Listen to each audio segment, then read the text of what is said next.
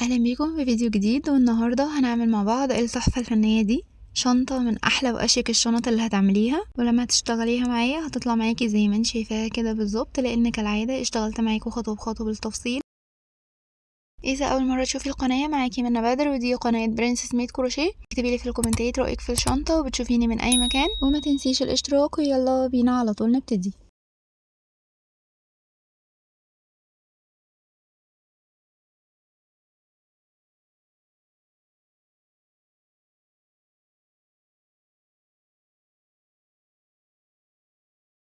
استخدمت 750 جرام من خيط السلسلة. سمك الخيط ده 3 ملي. تقدري تستخدمي خيط المكرمية المصري أو خيط المكرمية القطن، واستخدمت إبرة 4.5 ملي.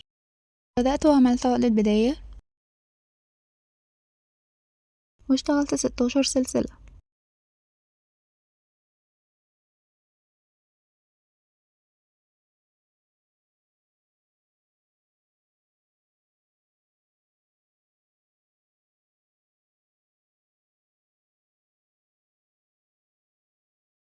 16 سلسلة عملوا معايا بالظبط 12 سنتي. ده وش السلاسل. أنا مش هشتغل فيه، هقلب السلسلة على الظهر بتاعها. هلاقي عندي حلقات، هي دي الحلقات اللي أنا بشتغل فيها. هسيب الحلقة الأولى وهشتغل من الحلقة التانية، وهعمل غرزة حشو، وهشتغل على حلقات ظهر السلسلة. هشتغل 15 غرزة حشو.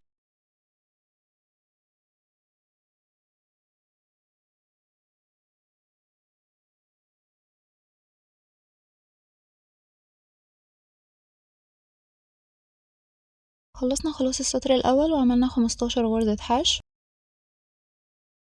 هرتفع سلسلة وأروح للسطر التاني، وهشتغل تحت الحلقتين. هنزل تحت الحلقتين وهعمل غرزة حشو، وهفضل شغالة تحت الحلقتين. هشتغل برضو 15 غرزة حشو.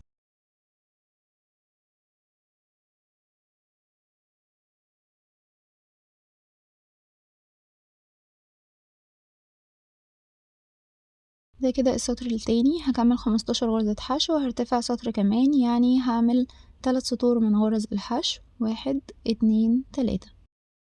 هرتفع سلسلة، ألف الشغل، وهبتدي اشتغل اول غرزة تحت الحلقتين. هلف الخيط على الابرة، انزل تحت الحلقتين، اسحب خيط. هيبقى عندي 3 لفات على الابرة. هسحب الخيط من 3 لفات، يعني عملت غرزة نص عمود. واللي بعدها هشتغل غرزة منزلقة، واللي بعدها هرجع تاني اكرر غرزة نص عمود، واللي بعدها غرزة منزلقة. بنزل تحت الحلقتين، اسحب خيط، وبعدين اسحبه من اللفة اللي على الابرة، وهكذا اكرر غرزة نص عمود، واللي بعدها غرزة منزلقة، نص عمود، منزلقة، وهكذا لحد ما اخلص السطر كله.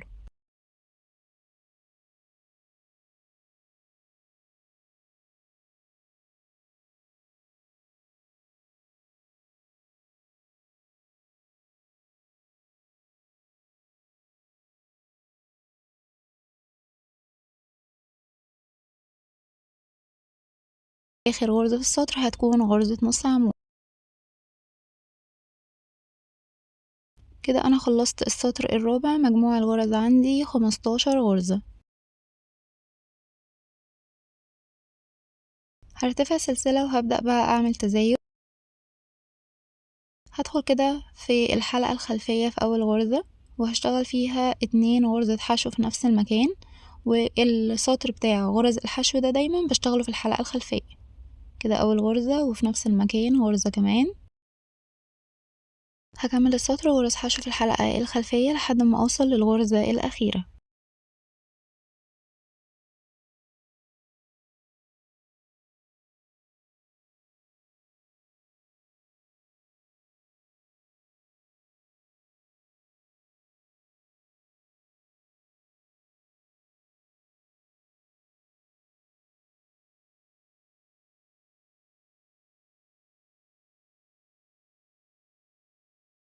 يبقى احنا كده عملنا في اول غرزة تزايد ثنائي، وفي اخر غرزة برضو هشتغل فيها في الحلقة الخلفية تزايد ثنائي، يعني هعمل 2 غرزة حشو في نفس المكان.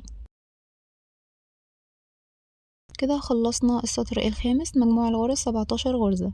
هرتفع سلسلة وألف الشغل بتاعي، وهشتغل بعد كده سطر غرزة النص عمود واللي بعديها منزلقة، وزي ما اتفقنا السطر ده بشتغله تحت الحلقتين. أول غرزة بتكون غرزة نص عمود واللي بعديها غرزة منزلقة، وفي السطر ده أنا مش بشتغل أي تزايدات. غرزة نص عمود واللي بعدها غرزة منزلقة، وهفضل شغالة كده غرزة نص عمود منزلقة لحد ما أخلص السطر كله.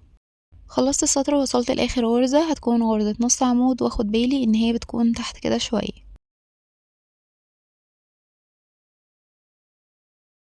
كده خلاص خلصنا السطر السادس، مجموع الغرز 17 غرزة.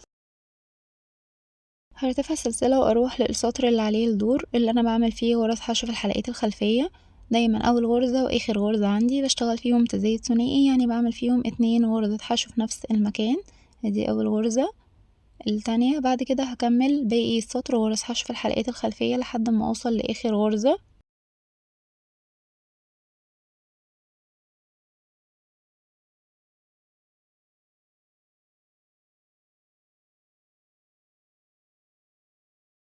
ولما بوصل لاخر غرزة بشتغل فيها تزايد ثنائي 2 غرزة حشو في نفس المكان. كده خلاص خلصت السطر السابع، مجموع الغرز 19 غرزة. هرتفع سلسلة وهروح للسطر اللي بعد منه. السطر اللي عليه الدور بيكون غرز نص عمود ومنزلقة، بشتغل فيهم زي ما اتفقنا تحت الحلقتين. السطر ده بيكون ثبات على غرز السطر اللي قبل منه، مش بعمل فيهم اي تزايدات. بشتغل غرزة نص عمود واللي بعديها غرزة منزلقة لحد اخر السطر.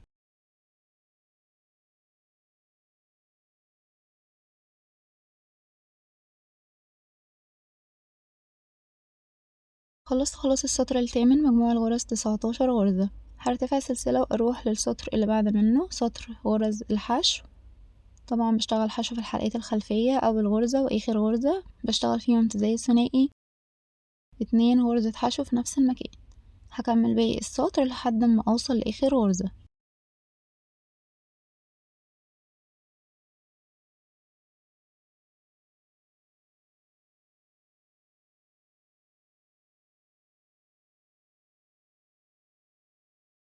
ولما بوصل لاخر غرزة بعمل فيها 2 غرزة حشو في نفس المكان، وشغلي طبعا في السطر ده بيكون في الحلقة الخلفية. ادي 1 وفي نفس المكان غرزة كمان 2. مجموع الغرز في السطر التاسع 21 غرزة. ارتفع سلسلة اروح للسطر اللي بعد منه، غرز النص عمود والمنزلقة اللي بشتغلهم تحت الحلقتين ثبات على السطر اللي قبل منه. هشتغل غرزة نص عمود واللي بعديها غرزة منزلقة لحد ما اوصل لاخر السطر. ودايما السطر ده ياخد بالي ان اخر غرزة فيه دايما بتكون غرزة نص عمود.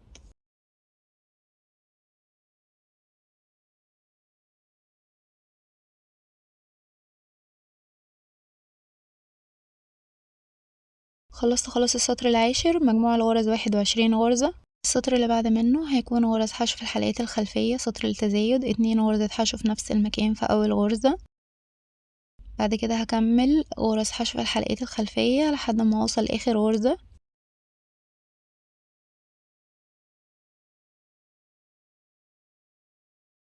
ولما بوصل لاخر غرزة بشتغل 2 غرزة حشو في نفس المكان في الحلقة الخلفية.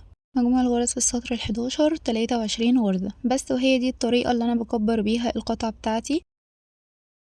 سطر هشتغل فيه غرزة نص عمود بالتبادل مع غرزة المنزلقة. السطر اللي بعد منه هشتغل فيه تزايد في الاول وفي الاخر غرز حشو في الحلقات الخلفية، وهشتغل بالطريقة دي لحد ما ارتفع عدد سطور. هتفضلي شغالة تزايدات لحد ما تلاقي عدد الغرز عندك بقى 35 غرزة. انا كده وصلت للسطر ال24.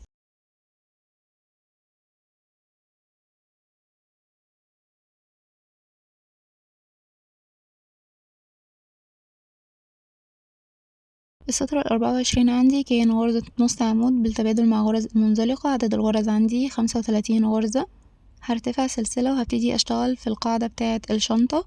القاعدة خلاص انا مش هشتغل تزايدات تاني، افضل شغالة بقى ثبات على الغرز اللي عندي. سطر هيكون غرز حشو في الحلقات الخلفية. هشتغل على 35 غرزة، 35 غرزة حشو في الحلقة الخلفية. كده هيكون السطر ال25. والسطر اللي بعد منه هيكون غرز نص عمود منزلقة تحت الحلقتين، وده هيكون السطر 26. منساش بس ارجع للسطر تاني ال25 واعلم كده غرز الحشو دي عشان ابقى عارفة بداية القاعدة عشان اعرف اعد السطور متلخبطش.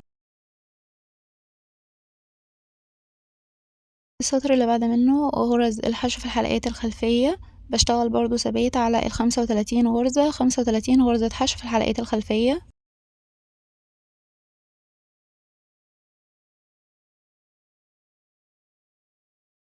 افضل بقى شغالة ثبات على ال35 غرزة دول، سطر غرز حشو في الحلقات الخلفية، السطر التاني غرز نص عمود ومنزلقة لحد ما ارتفع عدد سطور.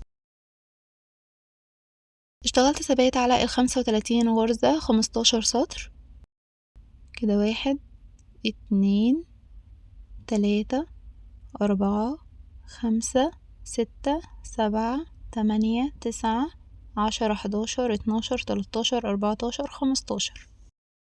وكده قاعدة الشنطة هتكون 12 سنتي.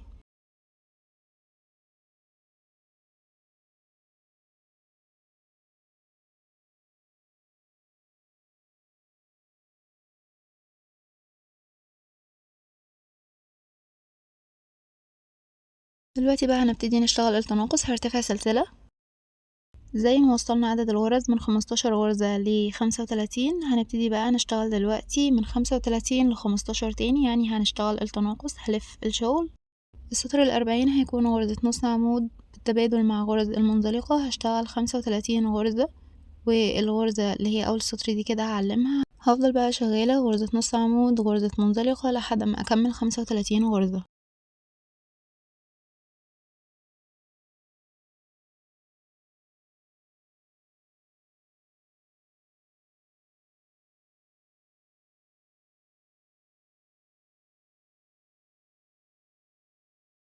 خلصت السطر ال40، 35 غرزة. هرتفع سلسلة وأروح للسطر 41. السطر ده هيكون غرز حشو في الحلقات الخلفية. هبدأ بقى التناقص من السطر ده. هروح للغرزة الأولى دي، هدخل في الحلقة الخلفية في الغرزة الأولى واسحب خيط، وادخل في الحلقة الخلفية في الغرزة اللي بعدها دي واسحب خيط، وبعدين اسحب خيط من الثلاث لفات اللي على الإبرة. يبقى أنا كده تناقصت في غرزتين خليتهم غرزة واحدة. بعد كده هشتغل فوق كل غرزة غرزة حشو في الحلقة الخلفية لحد ما اوصل لآخر غرزتين في السطر.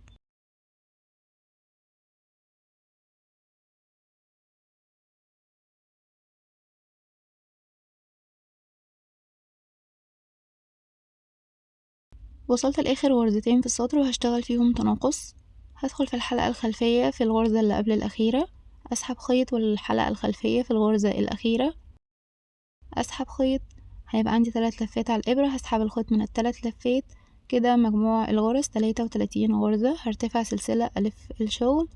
السطر ده هشتغله ثبات على ال33 غرزة، غرزة نص عمود واللي بعديها غرزة منزلقة لحد ما أكمل السطر كله.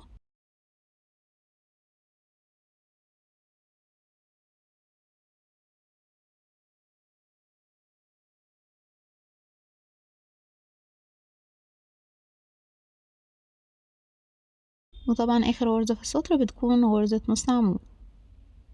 خلصت خلاص السطر ال42. هرتفع سلسلة وأروح للسطر ال43.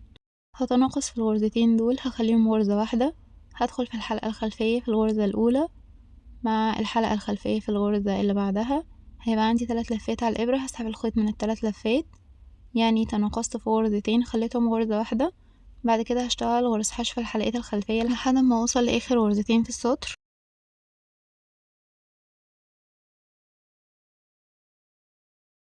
ولما بوصل لاخر غرزتين بتناقص فيهم، بدخل في الحلقة الخلفية في الغرزة دي والحلقة الخلفية في الغرزة الأخيرة دي، وبعدين اسحب خيط من اللفات اللي على الإبرة، يعني تناقصت في الغرزتين خليتهم غرزة واحدة. مجموع الغرز 31 غرزة. هرتفع سلسلة. السطر اللي بعد منه تحت الحلقتين غرز نص عمود واللي بعديها منزلقة، ثبات على السطر اللي قبل منه، يعني هشتغل 31 غرزة.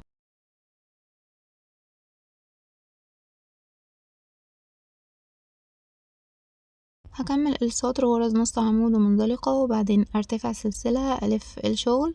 هتناقص في أول غرزتين آخر غرزتين، وهفضل ماشية بطريقة التناقص دي لحد ما أوصل ل15 غرزة.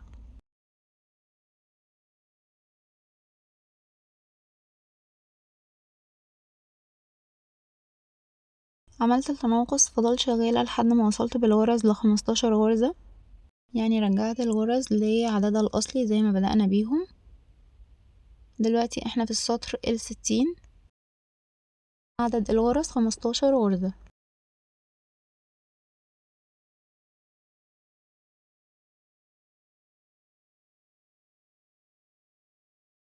هرتفع سلسلة وألف في الشغل، والسطر اللي جاي ده هشتغل 15 غرزة حشو تحت الحلقتين زي ما عملنا ال3 سطور في الأول. هنعمل 3 سطور هنا كده في الآخر، غرز حشو تحت الحلقتين.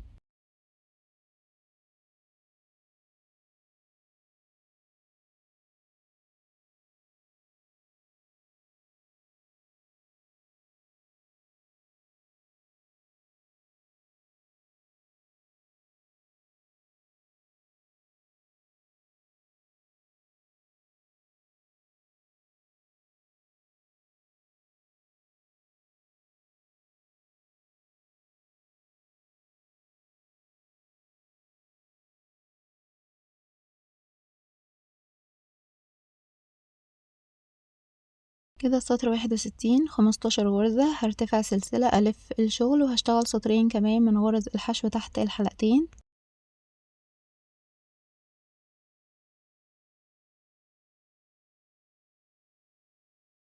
آخر سطر في القطعة السطر 63، مجموع الغرز 15 غرزة. عملنا 3 سطور من غرز الحشو.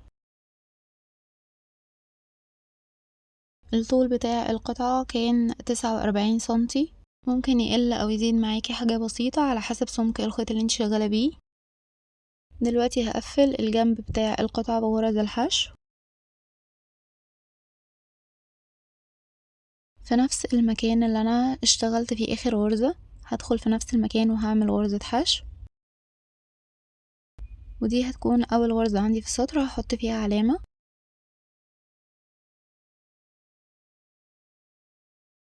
هروح بقى لاخر كل سطر وهعمل غرزة الحشو بتاعته هنا كده،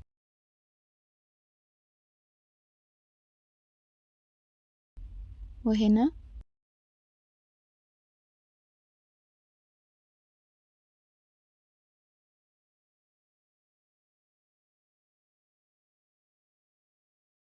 وهنا.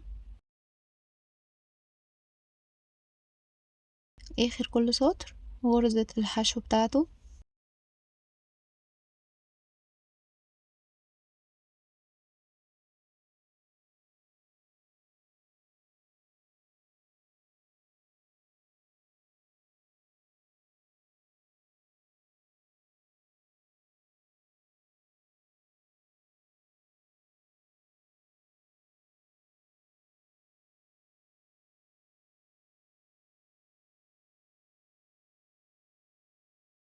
ادي الغرز وانت شغالة. احنا اشتغلنا 63 سطر، يعني المفروض تلاقي عندك 63 غرزة حشو في الجنب. هكملهم لحد ما اوصل اخر السطر.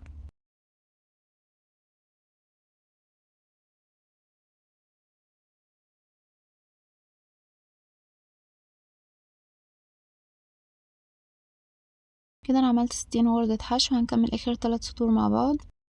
اخر كل سطر غرزة الحشو بتاعته.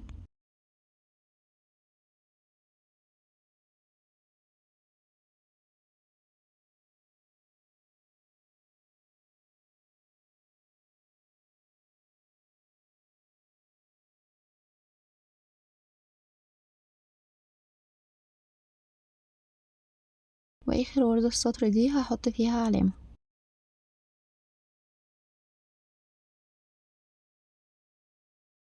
يبقى المفروض تعدي الغرز اللي في الجنب دلوقتي تلاقيهم 63 غرزة حشو. بعد كده هشتغل 35 سلسلة عشان اليد.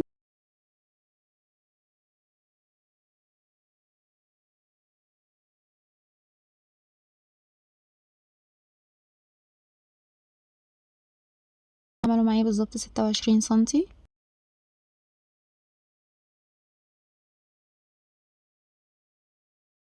ظبط السلاسل كده وهروح لاخر غرزة عندي في السطر. هسحب خيط وهعمل غرزة حشو.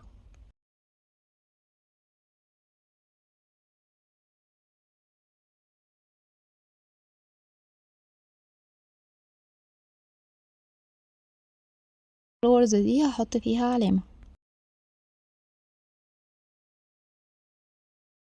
بعد كده هشتغل على الجنب التاني زي ما عملت في الجنب اللي قدام منه بالظبط، واخر كل سطر غرزة الحشو بتاعته، يعني هشتغل 63 غرزة حشو على الجنب.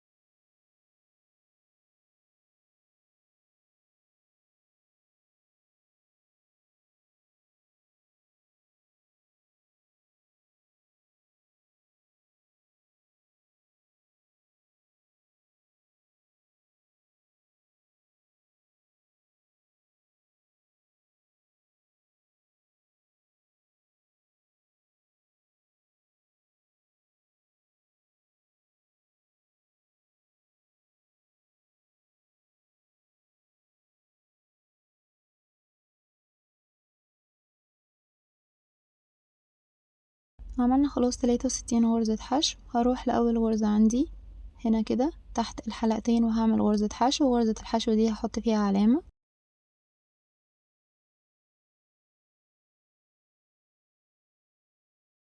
وبعد كده هرتفع 35 سلسلة.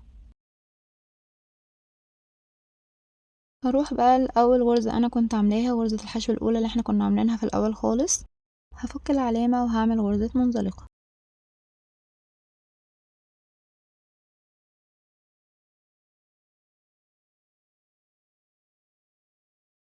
كده احنا قفلنا القطعة بتاعتنا بغرز الحشو، عملنا كمان مكان اليد. كل اللي انا هعمله بعد كده من هنا ورايح ان انا هلف حوالين القطعة بتاعتي دي بغرز الحشو في الحلقات الخلفية. هعمل ايه؟ هرتفع سلسلة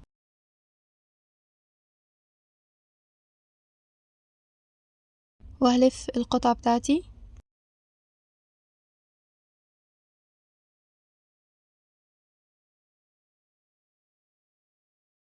في نفس المكان اللي انا عملت فيه السلسلة ده. هدخل اعمل غرزة حشو، واول غرزة دي هحط فيها علامة دايما.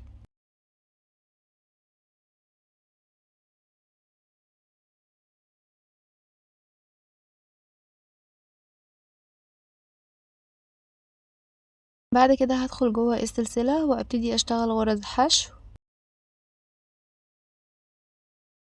بدخل في قلب السلسلة، بيبقى حلقة واحدة بس هي اللي تحت كده، والاتنين التانيين فوقيها.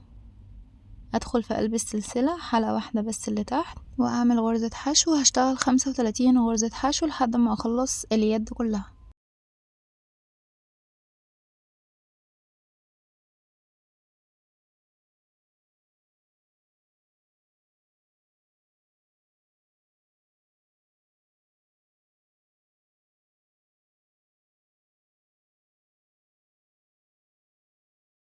عملت خلاص 35 غرزة حشو على اليد. وصلت لمكان العلامة التاني هفكه، وشغلي بغرز الحشو اللي انا عملتها دي هيكون في الحلقات الخلفية. دي الحلقة الأمامية مش بشتغل فيها، هدخل في الحلقة الخلفية هنا وهشتغل غرزة حشو.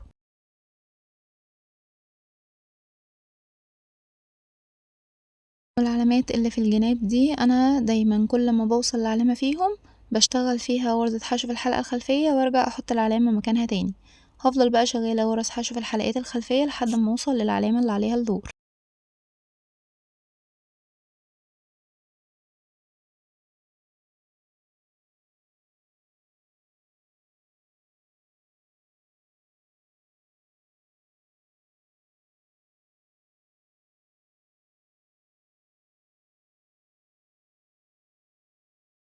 وصلت للعلامة اللي عليها الدور هفكها وهشتغل فيها غرزة حشو في الحلقة الخلفية، وبعدين ارجع احط فيها العلامة تاني، وهشتغل على السلاسل دي بتاعة اليد. هدخل جوه السلسلة وهشتغل فيها غرزة حشو. هشتغل بالظبط 35 غرزة حشو.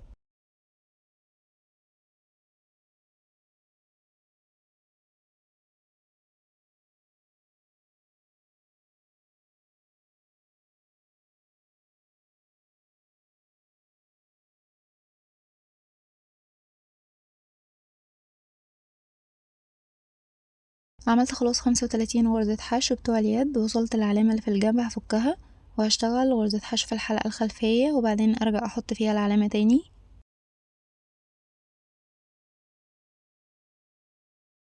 وهكمل بقى الجنب كله غرز حشو في الحلقات الخلفية لحد ما اوصل للعلامة اللي عليها الدور.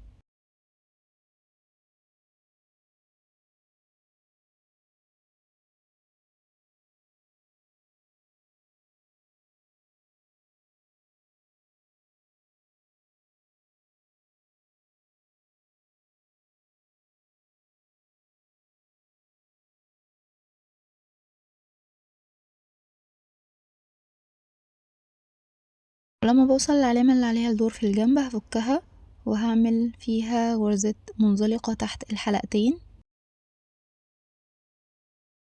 هرتفع سلسلة والف الشغل،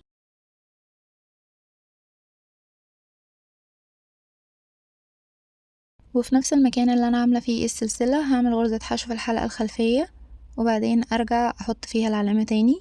دي كده اول غرزة عندي دايما اللي ببتدي بيها، وبعدين بلف حوالين القطعة بتاعتي كلها غرز حشو في الحلقات الخلفية لحد ما ارجع لها تاني، ولما برجع لها بقفل بمنزلقة ارتفع سلسلة، وبعدين الف الشغل واكمل غرز حشو في الحلقات الخلفية تاني، وهكذا لحد بقى ما برتفع للطول اللي انا عايزاه.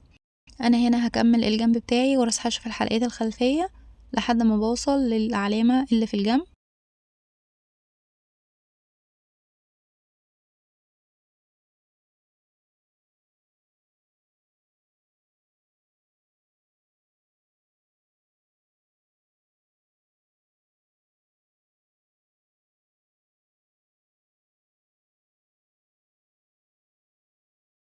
بس ولما بوصل للعلامة اللي في الجنب بفكها هشتغل فيها غرزة حشو في الحلقة الخلفية وارجع احط فيها العلامة تاني.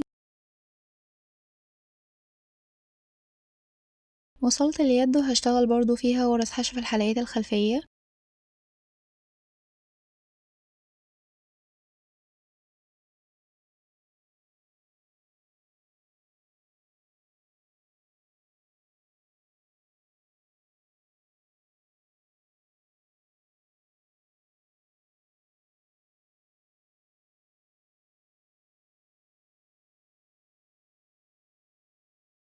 هكمل بقى غرز حشو في الحلقات الخلفية على اليد وعلى الجنب،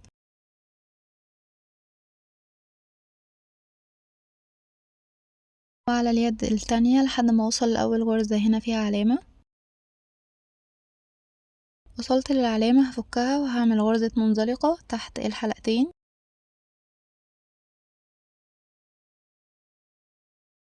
وارتفع سلسلة الف الشغل بتاعي، وفي نفس المكان هعمل غرزة حشو في الحلقات الخلفية واحط فيها العلامة تاني.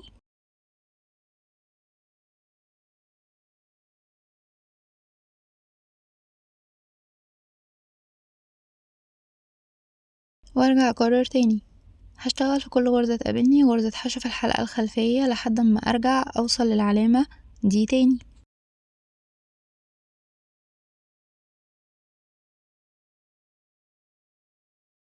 هشتغل غرزة حشو في الحلقات الخلفية لما بوصل للعلامة الف الشغل واكمل غرزة حشو في الحلقات الخلفية لحد ما برتفع عدد سطور. انا عملت 6 سطور من غرز الحشو في الحلقات الخلفية، 2 4 6. العلامات اللي في الجنب دي ما تفكهاش، خليها، هنفك بس العلامتين اللي انا كنت معلمة فيهم القاعدة، خلاص مش عايزاهم تاني.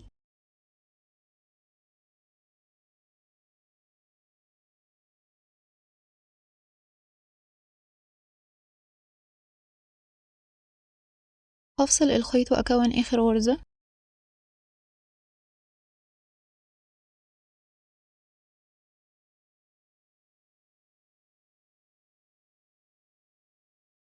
هفك العلامة، هروح للغرزة دي واسحب الخيط كده على جوه، وبعدين ارجع تاني للغرزة اللي طالع منها الخيط دي، هدخل كده جواها واسحب الخيط على جوه، والخيط الزيادة ده بقى انضفه تحت الغرز، ده بيعمل معايا شكل السلسلة بالظبط.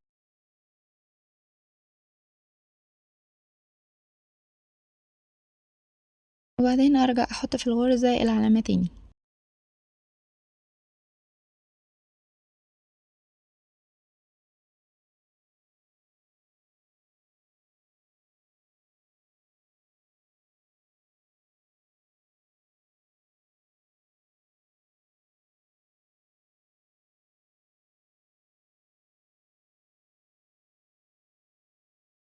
كده انا خلصت جسم الشنطة. هنعمل بقى دلوقتي الجناب.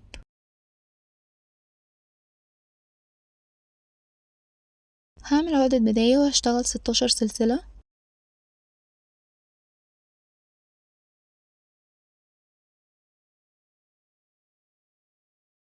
في حلقات ظهر السلسلة هشتغل 15 غرزة حشو.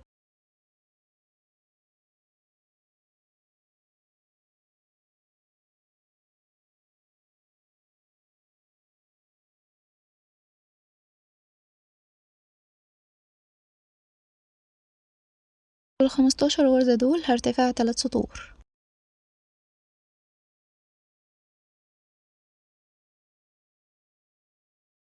1 2 3. هرتفع سلسلة وألف الشغل. السطر الرابع ده هشتغل تحت الحلقتين نص عمود، والغرزة اللي بعدها غرزة منزلقة، غرزة نص عمود، واللي بعديها غرزة منزلقة. هشتغل 15 غرزة.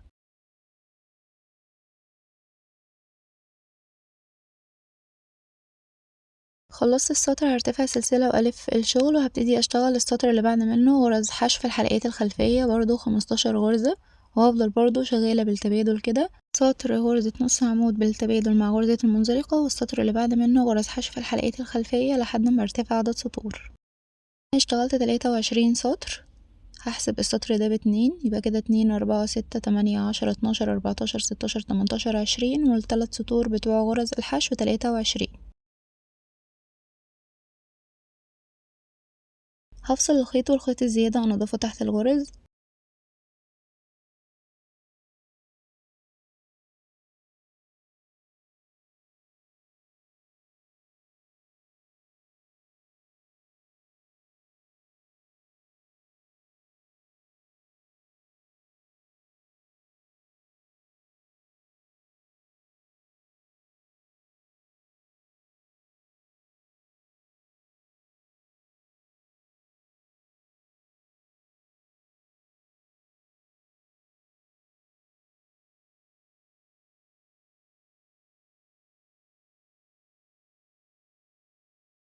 تاني الأول 3 سطور من غرز الحشو اللي احنا كنا عاملينهم، وهروح في آخر السطر الأول كده وهوصل الخيط.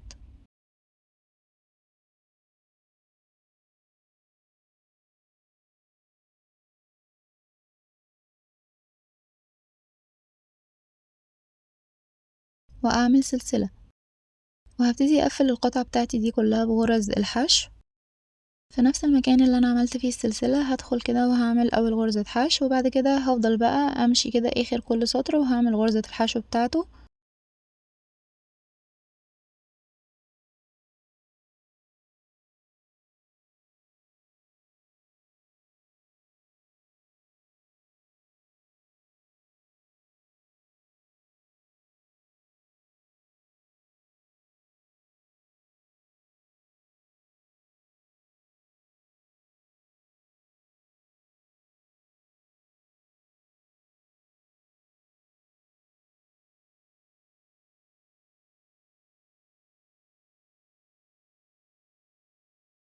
هفضل مكملة الجنب بتاعي كله غرز حشو، آخر كل سطر غرزة الحشو بتاعته لحد ما اخلص الجنب.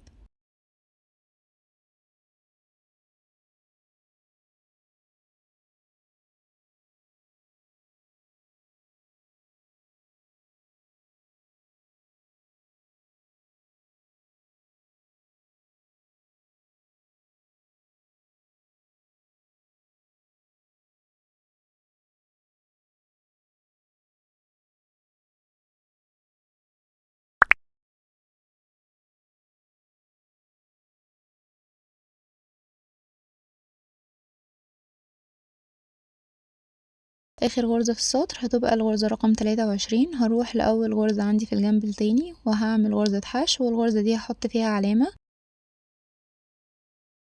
وفي نفس المكان هشتغل غرزة كمان. هعتبر دي أول غرزة في الجنب الجديد. هشتغل 15 غرزة، دي أول غرزة هكملهم 15 لحد ما أوصل لآخر غرزة في الجنب.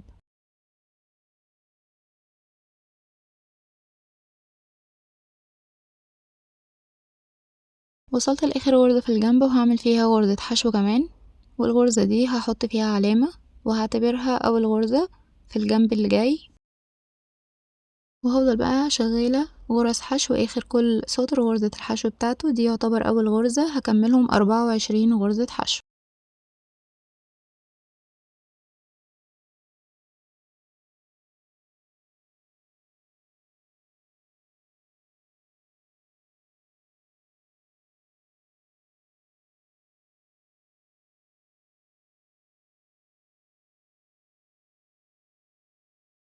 الجنب بتاع القطعة بتاعتنا كان 63 غرزة في الجنب، فهنا 24 زائد 15 زائد 24 هيساوي 63 غرزة، غرز مساوية للغرز بتاعة جسم الشنطة.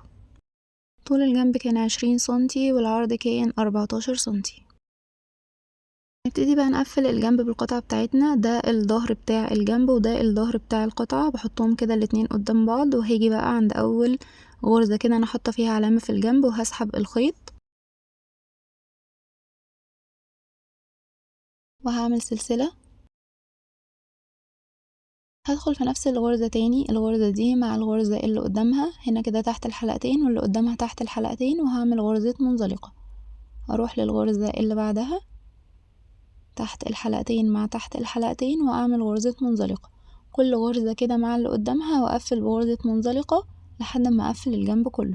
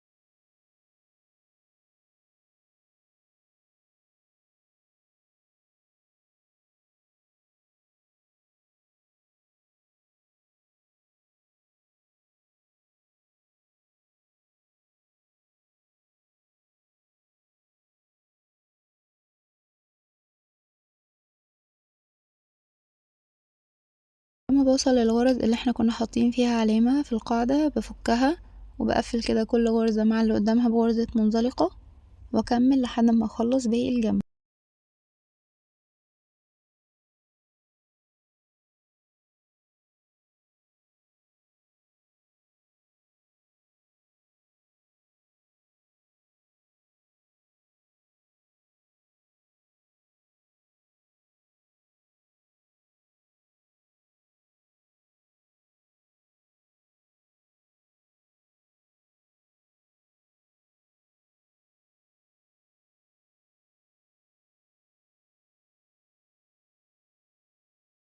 ده اخر غرزة هعمل فيها غرزة منزلقة وبعدين ارتفع 2 سلسلة، افصل الخيط والخيط الزيادة انضفه تحت الغرز.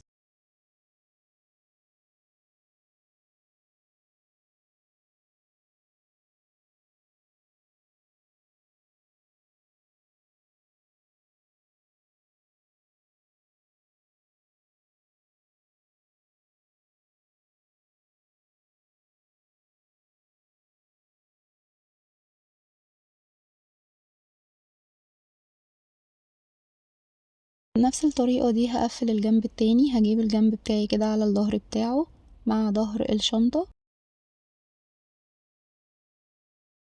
بالطريقة دي، وهروح لأول غرزة في الجنب وهسحب الخيط، هعمل سلسلة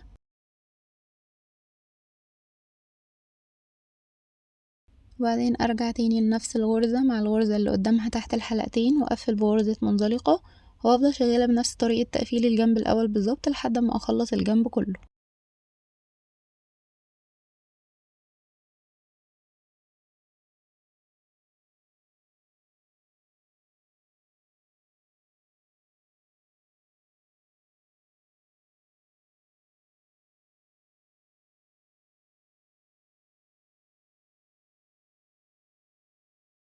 خلصنا خلاص تقفيل الجنبين والشنطة واسعة جدا زي ما هتشوفوا. هبتدي بقى اقلب الشنطة بتاعتي على الوش بتاعها.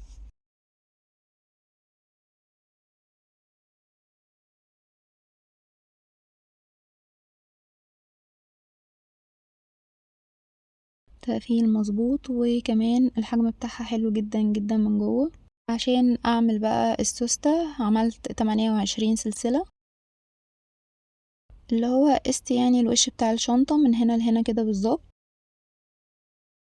هشتغل بقى 27 غرزة حشو، وعلى ال27 غرزة حشو دول هشتغل قطعتين من 3 سطور.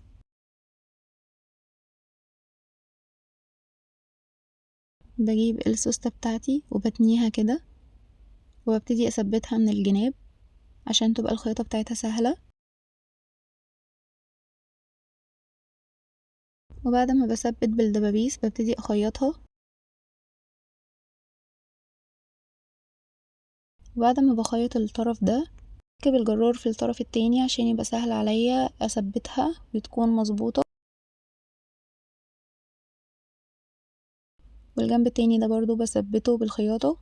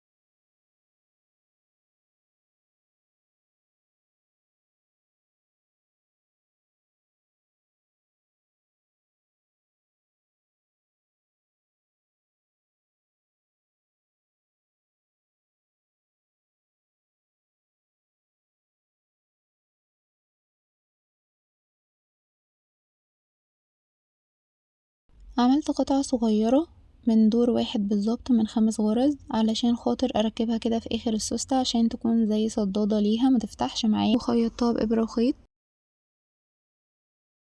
من احلى وامتع واشيك الشنط اللي هتعمليها.